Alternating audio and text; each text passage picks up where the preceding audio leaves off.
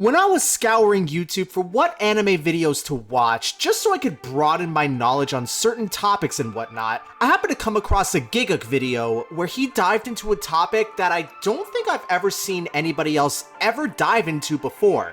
Talking about his favorite individual anime episodes from a certain show and why they're his favorites. Okay, post-edit here, turns out that the original Gigguk video seems to have been taken down, but I vividly remember him talking about this subject, and I know I'm not crazy here. He was talking about his favorite episode from A Place Further Than the Universe, yet I just cannot find the video for the life of me, so just believe me when I tell you that there was a Gigguk video. Okay, now back to this video. I think he uploaded that day and I watched it then or the day after, and I don't think I ever clicked on a video so fast in my entire life. This was one of, if not the, most popular anime YouTubers in the entire world, and I got another chance to look into his extensive knowledge about the subject. He's watched the medium of anime for a long time, and I wouldn't want anything else than to learn about and watch other shows I might have missed out on or even heard of thanks to his willingness to dive deep into the haystack and find that diamond in the rough. But then, I had an idea. If Gigguk gave me that motivation to seek out other shows in that fashion, I'd like to try to do the same in this video, giving you guys some more exposure to shows you might have never gotten the chance to watch. So, using the tried and true method of Ludwig's yoinking and twisting, I'm happy to tell you guys about my favorite individual anime episodes and why they're my favorites. But before we move on to the list, we are getting closer and closer to 1,000 subs, and our new goal is to get monetized soon. Every single second you guys watch of my videos goes an extremely long way, and I'm very appreciative of it all. So let's destroy that goal together and smash that subscribe button to help out. It would mean the world to me. With that out of the way, let's get on to this list. Anime has no shortage of teenage romances in high school that follow a certain formula. Two main love interests, or more if it's a harem, initially meet one day through various circumstances and slowly but surely become a small part in each other's lives before they start to recognize their feelings for each other. And as that small part gets bigger and bigger, certain events brings the characters closer and closer until it's too big to ignore, and the whole climax hinges on the characters' bravery and courage shining through to ask their crush out over the fear that they might say no. This is practically the basis of the will they, won't they trope of the romance genre. It's tried and true, and when done right, becomes a mainstay in the minds of the anime community. But on the flip side, a show will get a much bigger chance to do just that much earlier as well when they buck the will they, won't they, and just go straight to the did and will do again, because it made the story that much better. That's what happened with Horimiya. The two main characters, Kyoko and Miyamura, get together by episode 3 and do the dirty deed by episode 7.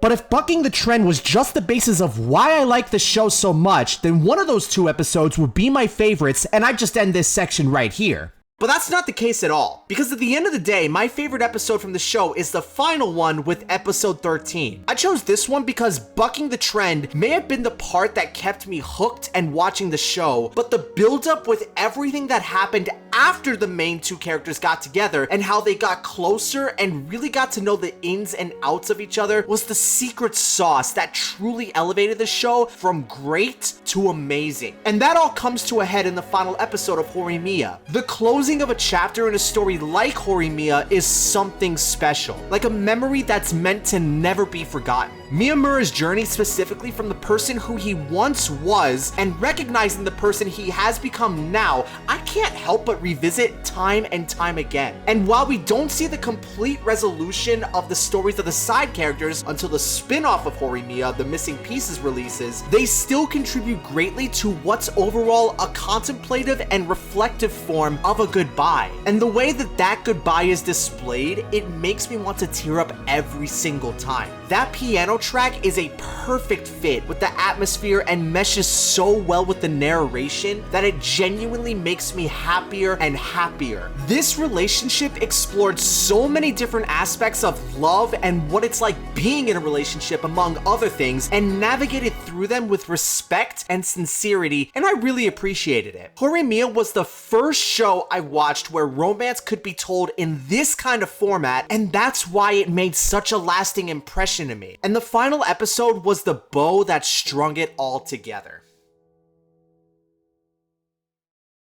Family is the one thing in this world you always have that special bond with. For people who might not have the best relationship with their parents, they can find family with the friends they spend time with the most. There's always going to be that someone you could rely on for just about anything you could need, be it a small piece of advice or help with a question, or someone that you could just vent to and they can listen to anything you might want to speak about. The elderly always love to share their wisdom from when they were young so that they can pass on the knowledge to the next generation. That's why one of the most heartbreaking days you'll ever have is the day that you lose them. Grandpa and Grandma Turn Young Again is a wholesome slice of life where we follow the POV of an elderly couple that gets a second lease of life after they eat a golden apple from one of the trees on their farm, turning them young once again. From there, we get an idea of the kind of activities they do interacting with their neighbors, their friends, and especially their family. Over the course of the show, you can really get a good sense of how much the family as a whole is bonded together, along with how much they truly share that familial love. It got to the point where I could look at this elderly couple, young appearance aside, and I could start to imagine them as another pair of grandparents of my own. Weird as it might be, it was like I wanted to be in that family's shoes, and I wanted to learn so much about them and how they met in their past and what life was like when they were young, and so on and so on. I could really feel the love they would give to their family. I hoped they would be those grandparents that could stick around forever.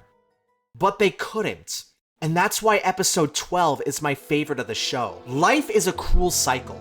You show up, have fun for a few years, work your ass off for another few, save up some money so you could have fun for another few years, and then it's lights out. You'll never feel like you could truly do everything you wanted to. The only thing that you could truly count on is to make sure that you just give as much love to the ones closest to you as you can, because that's how you know you lived a life worth living.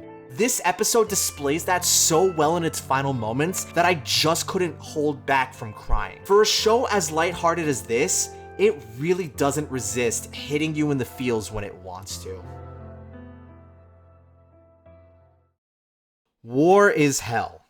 That statement has been true, is true, and will continue to be true for all of mankind's days. Until there is a winner, nobody wins. And even when there is a winner, the question remains, at what cost? Families are torn apart, cities are destroyed, all people are witnessing is ashes and memories from what remains. Everyone pays attention to the battles, but they always seem to ignore what comes after. Enter Violet Evergarden. For those who haven't watched this beautiful show, Violet Evergarden is a war orphan who does her best to acclimate to a post-war society by becoming an auto-memory doll, someone who could read and write letters and deliver them for people who are not able to. But just stating the synopsis doesn't do justice to the beautiful storytelling the show displays, especially in episode 7, which has Violet go to see Oscar Webster, a famous playwright of that era. At first, we see him to be a drunk recluse, but Violet convinces him to stop drinking. He's currently writing a play about a girl named Olive who uses her power to summon magical sprites to defeat a beast, but in doing so, sacrifices her ability and becomes stranded away from her home and father. Violet becomes curious about how the story will end, which Oscar still hasn't decided upon yet. This was right before Violet discovered a parasol that caused an angry reaction from Oscar, who then later revealed, and this still chokes me up to this day, that he based Olive off of his daughter Olivia, who had died from illness, and he is trying to write the play as a way to cope with his grief over her loss. Like the last episode I discussed, this one is a tearjerker as well. Seeing Violet stand in to fill Oscar's vision of the memory of his daughter, I can't help but put myself in his shoes even if I can't relate. Losing a loved one is always heartbreaking, no matter how it occurs and no matter who it may be, because you truly never know when that one day could be your last with them. Oscar's story was only one half of the episode, but it was just so unbelievably impactful that there was no way I could forget it. The visual storytelling is unmatched, and same goes with its themes and messaging. And it all combines for something that is truly unforgettable. I've loved art my whole life. I've appreciated it ever since I could see and think. I've always known that art could be someone's hobby or someone's career if they ever tried to turn it into something they could do for a living. But I never truly understood the impact that art could have on a person until I watched Blue Period episode 10. This is that episode that I always revisit because it was the first time I ever realized that art can have more ways of impacting someone than just one. In the episode, Ryuji ran away from home for a few reasons, chief among them being that they were someone who was struggling with their identity and who they truly wanted to be, and their willingness to choose freedom and self-discovery became the reason why they went to such an extreme. That within itself is always going to hit home for me, no matter the circumstance. But the morning after Ryuji and Yaguchi, the main character of the show, decided to stay at a business hotel on the beach, Yaguchi asks what Ryuji means when they tell him I can't die yet. Ryuji's answer left me absolutely speechless. 中学の頃、友達に死にたいってぼやいたことがあってさ。そしたらね、じゃあ裸になって死になよって。何それ、はずいじゃん。恥ずかしいと思うなら、どう見られてもいいと思えないなら、まだ死んじゃダメだよってね。Ryuji has always lived by a mantra where even if they struggle with the idea of enforcing it on themselves, the idea of living as free as you possibly can unlock true happiness with who and what you are, even if other people will think differently.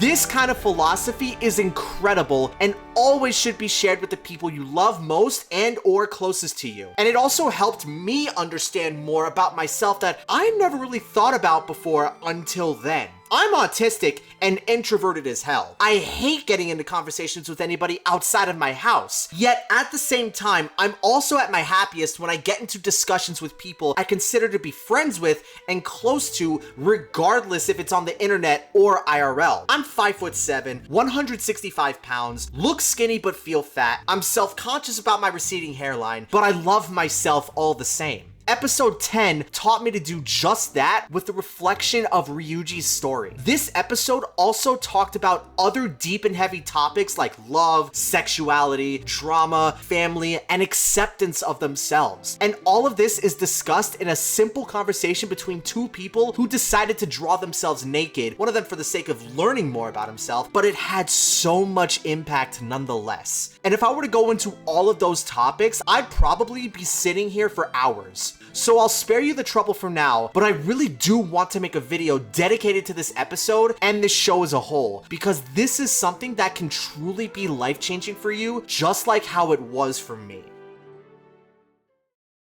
If you made it to the end of the video, first of all, thank you so much. Second of all, I hope you come away from this with a better understanding of how these episodes have impacted me and how I go about the way I create videos, analyze them the best way I can, and the level of appreciation that grows for the medium with each episode of any show I watch. These episodes are only a small portion of all the favorite episodes I have. So if you would like to see me turn this into a series, let me know down in the comment section along with some other favorites you guys might have. If you would like to check me out elsewhere, I stream multiple times a week on Twitch, which will be down in the description. And my main channel and my VODs channel, both of which are stream related, will be down there as well. So go check that out when you can. I'm cooking up videos for the next several months, and I can't wait for you guys to see them for yourself. The plan is to open up a Patreon so you can see them a week earlier for a very small price, as goes for anything else I post on other channels, so I'll keep you all posted on the plan for that when it gets closer to being announced. That's gonna be it from me, guys. I'll see you all in the next one. Stay classy. Peace.